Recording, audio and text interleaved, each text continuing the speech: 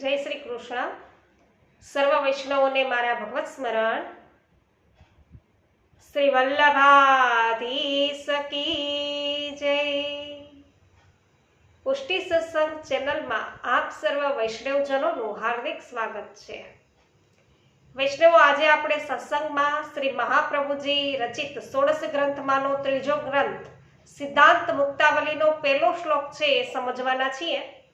શરૂઆત આપણે કરી દીધેલી હતી અને અધૂરું જે આપણે વૈષ્ણવો છોડ્યું છે ત્યાંથી જ આપણે શરૂઆત છે સત્સંગની કરીએ છીએ, જેમાં આપણે સેવા વિશે છે એ સમજી રહ્યા છીએ. તો સેવા છે ને એ વિશિષ્ટ અને વિલક્ષણ છે. તે સાધન છે અને ફળ પણ છે. કારણ સેવાનું ફળ સેવા જ છે. સેવાનું બીજું કોઈ ફળ નથી. સેવા ધર્મ છે, ફરજ છે. બ્રહ્મ સંબંધ લેનારની એ જવાબદારી છે. સેવાથી વધીને બીજો કોઈ ધર્મ નથી, બીજું કોઈ કર્મ નથી. ભગવાન જગન્નાથજીએ આજ્ઞા કરી કે મનુષ્યનું મોટામાં મોટું કર્મ કૃષ્ણ સેવા છે. કર્માપ્યેકમ તસ્ય દેવસ્ય સેવા. તો આ સર્વ બાબતોનો વિચાર કરી અને સર્વ શાસ્ત્રોનું દોહન કરીને શ્રી મહાપ્રભુજીએ સર્વ શાસ્ત્રોના સાર રૂપ સિદ્ધાંત કહ્યો, કૃષ્ણ સેવા સદા કાર્ય.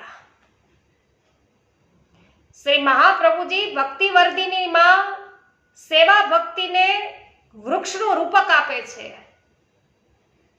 જમીનમાં બીજ હોય તો અંકુર ફૂટે, બીજ વિના અંકુર ફૂટતો નથી. માળી છે જમીનમાં બીજ વાવે, તેમ ભગવાન સ્વયં કૃપા કરી અને તેના આત્માની ભૂમિમાં ભક્તિનું બીજ રોપે.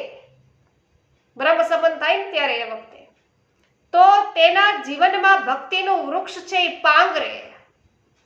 ભક્તિનો બીજ ભાવ જ ના હોય, પ્રભુ પ્રત્યે કુદરતી સ્નેહ જ ના હોય, હું પ્રભુનો શરણાગત અને સમર્પિત છું એની સભાનતા જ ના હોય, તો ભક્તિનું વૃક્ષ કેવી રીતે અંકુરિત થાય? સેવા કરવાની વૃત્તિ જ ન થાય, છતાં સેવા કરીએ તો સેવામાં ન સ્નેહ થાય કે ન મન લાગે. તો બીજને અંકુરિત કરવા ખાતર, પાણી અને વાડ જોઈએ. ભક્તિના બીજ માટે ખાતર પાણી છે શું?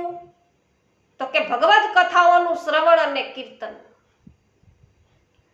એટલું શ્રવણ નહીં, ખાલી એકલું માત્ર શ્રવણ નહીં ને એકલું કીર્તન પણ નહીં. શ્રવણ કીર્તન બંને જોઈએ. ખાતર ગરમ છે, બીજનો ખોરાક છે.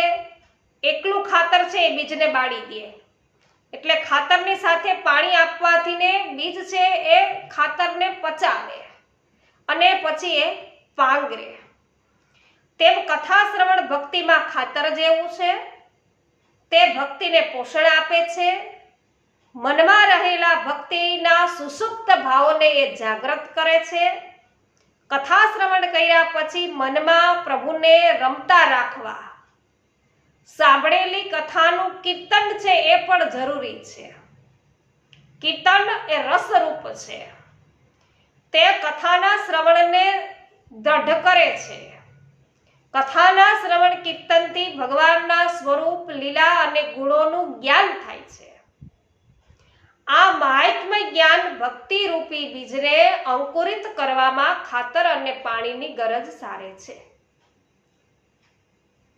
શ્રી મહાપ્રભુજી ક્યાંય એકલી કથા કે એકલી સેવાનો ઉપદેશ આપતા નથી.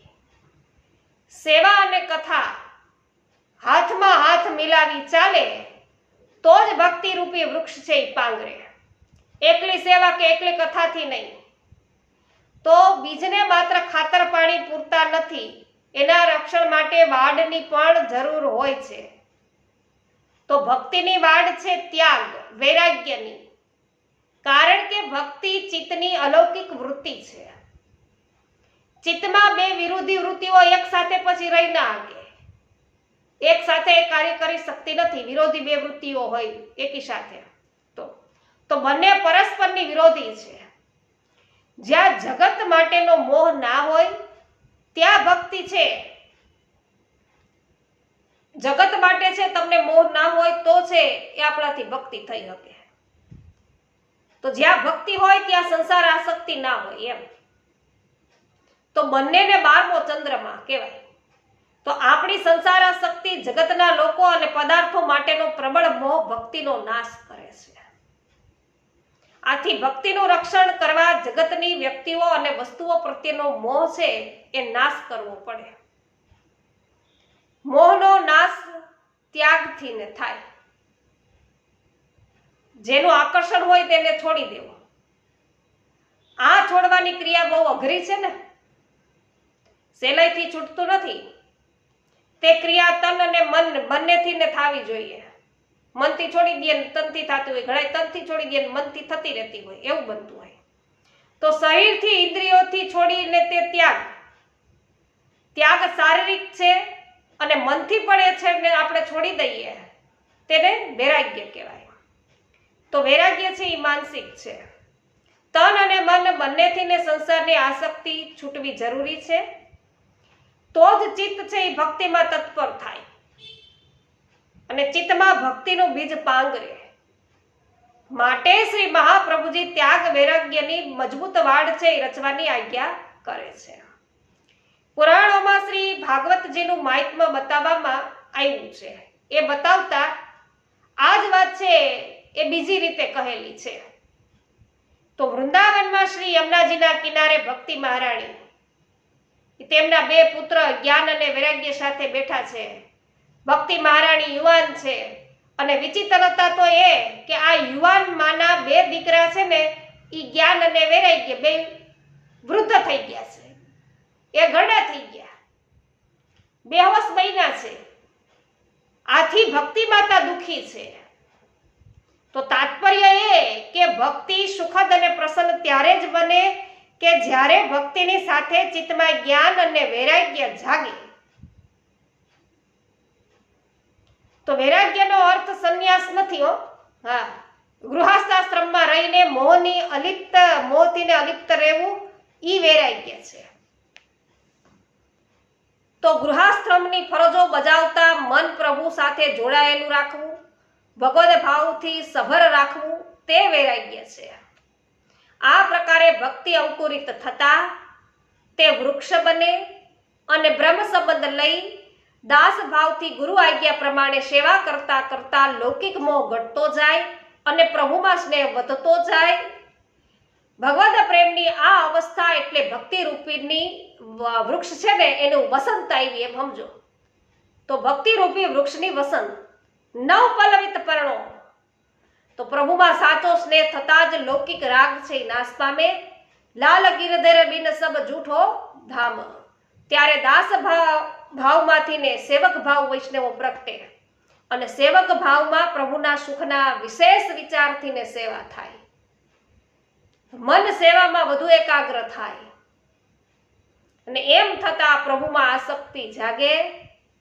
પ્રભુ સિવાય ચેન ન પડે, ઘરમાં ક્યાંય ગોઠે નહીં. તો ગૃહસ્થાશ્રમ છે એ બંધન લાગવા લાગે અને ભક્ત છે એ ભક્તની એવી અવસ્થા છે ને એને કહેવાય આસક્તિ. એને કહેવાય આસક્તિ.